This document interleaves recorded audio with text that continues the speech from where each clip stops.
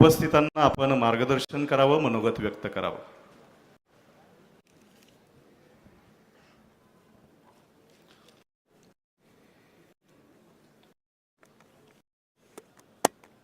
Rahuri, Kalyan Nagar, Pathardi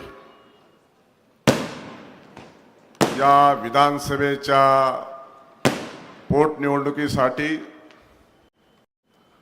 Bharatiya Janata party आणि महायुतीचे उमेदवार अक्षय शिवाजीराव कर्डिले यांच्या प्रचारार्थ उपस्थित असलेले राज्याचे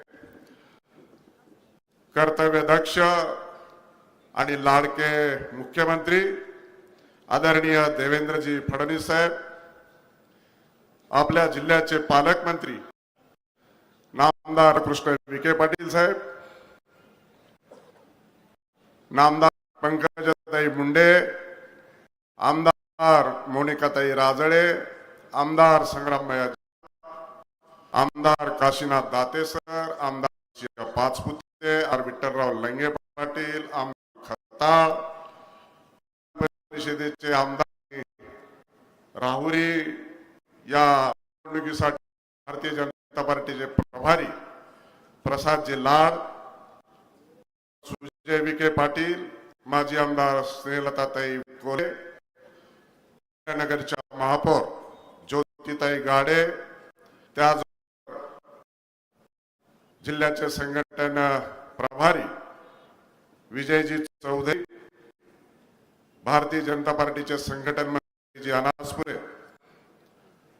व्यासपीठावर उपस्थित असलेले देवळाली प्रवराचे नगराध्यक्ष अजित कदम, जिल्हाध्यक्ष दिलीप भालसिंग, जिल्हाध्यक्ष अनिलराव मोहिते, आरपीआयचे जिल्हाध्यक्ष सुरेश थोरात, व्यासपीठावर उपस्थित असलेले विशेष अतिथीने सभापती अरुण पाचपुते, अरुण तनपुरे, मंचावरील सर्व मान्यवर,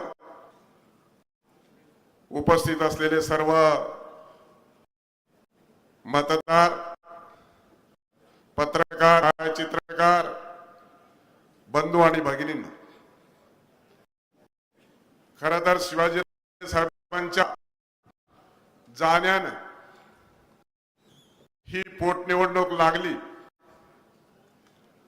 आणि निश्चित अक्षय यांनी आपल्या समोर प्रास्ताविक सांगितलं, कर्डिले या जिल्ह्यामध्ये खऱ्या अर्थानं अतिशय छोट्या कुटुंबातून अतिशय प्रतिकूल परिस्थितीवर करून स्वतः सिद्ध या जिल्ह्यात स्वतःच अस्तित्व आणि दबदबा निर्माण करणं हे सर्वसामान्य लोकांचं होतं. गेल्या 30 वर्षाच्या कालखंडामध्ये त्यांनी अविरतपणे जनतेची, वंचितांची, दुःखीकंतांची, शेतकऱ्यांची रात्र सेवा केली आणि निश्चित ते सामान्य जनतेच्या गळ्यातले ताईत म्हणून रात्री बेरात्री 24 तास सगळ्यांसाठी उपलब्ध असलेले एक व्यक्तिमत्व होत.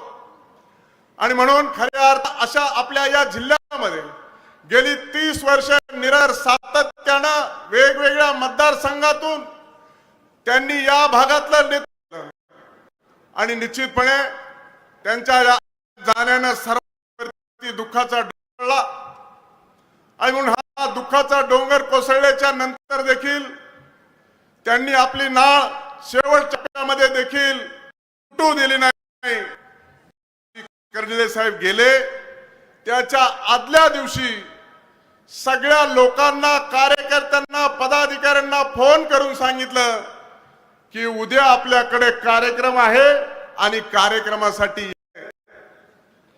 आणि असा फोन करून सांगितल्यानंतर खऱ्या अर्थानं कर्डिले साहेब ज्या दिवशी कार्यक्रम होता त्या दिवशी दुर्दैवाने आपल्यामधून गेले. ही अतिशय मनाला दुःख देणारी घटना आहे आणि म्हणून ही पोटनिवडणूक लागली. या पोटनिवडणुकीमध्ये अतिशय सर्वच जणांनी, व्यासपीठावरील सर्व आमदारांनी, नेत्यांनी अक्षय कर्डिलेंच्या पाठीशी उभा राहण्याची भूमिका घेतली. त्या संदर्भामध्ये नामदार पालकमंत्री महोदयांनी सांगितल्याप्रमाणे आमची सर्वांचीच एकत्र विनंती होती. ती प्रदेशाचे अध्यक्ष आणि आदरणीय आपल्या राज्याचे मुख्यमंत्री महोदयांनी आमची विनंती मान्य करत अक्षय कर्डिले यांना तिकीट दिलं आणि तिकीट देत देखील त्यांनी ही सांगितलं की आपल्याला मतदारसंघामध्ये निवडणूक जिंकायची आहे आणि म्हणून ही निवडणूक जिंकायची असल्या कारणानं कर्डिले साहेबांची अविरत जनतेच्या प्रती असलेली सेवा अक्षय कर्डिलेंच्या माध्यमातून भारतीय जनता पार्टीने, माननीय मुख्यमंत्र्याने, माननीय प्रदेश अध्यक्षांनी आपली सर्वांची विनंती ऐकली आणि उमेदवारी आपल्या अक्षय कर्डिले यांना दिली. आता जास्त राजकीय भाषण करणं योग्य होणार.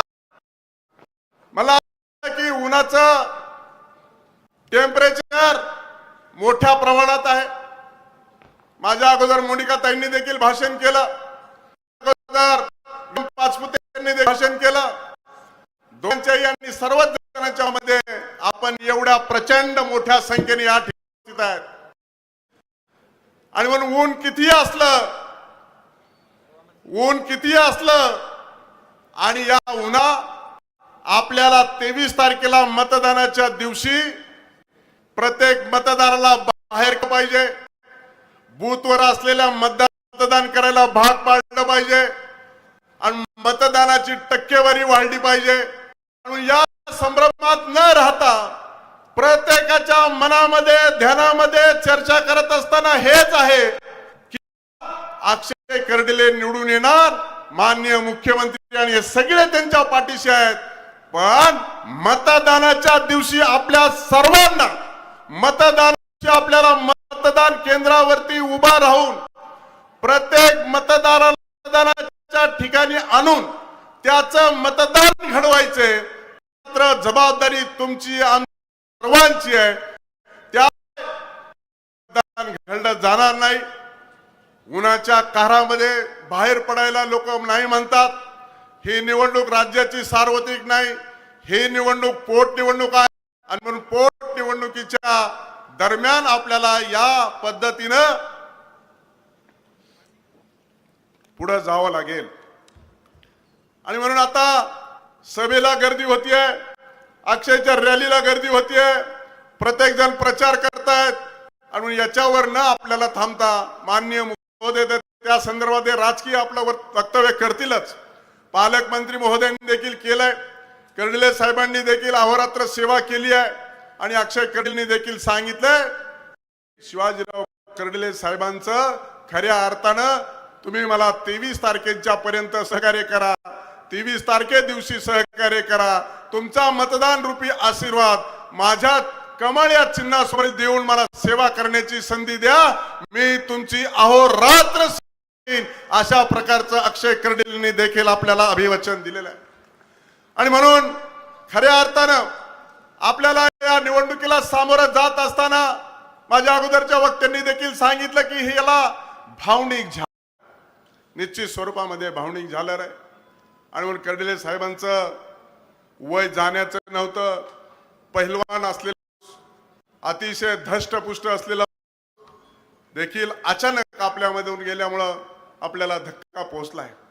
माझ्या अगोदर मला वाटतं अरुण तनपुरे साहेब सभापती आणि चेअरमन यांनी देखील माननीय मुख्यमंत्री महोदयांचा सत्कार केला.